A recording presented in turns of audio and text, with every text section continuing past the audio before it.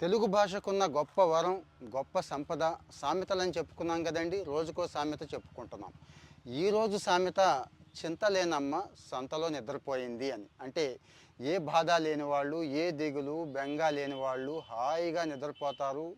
సంతలో అంటే సంత ఎంత గందరగోళంగా, గజిబిజిగా, ఎంత చిరాగ్గా, దుమ్ము ధూళితో ఉంటుంది కదండి. అక్కడ కూడా హాయిగా నిద్రపోతారు. ఎవరు? చింత లేని వాళ్ళు, మెంటల్ హెల్త్ బాగున్న వాళ్ళు అని దాని అర్థం. రీసెంట్గా సర్వే కూడా, ఎకనమిక్ సర్వే కూడా ఏం చెప్తుందండి, దేశంలో మానసిక ఆందోళన, మానసిక సమస్యల రేటు బాగా పెరుగుతోంది అని.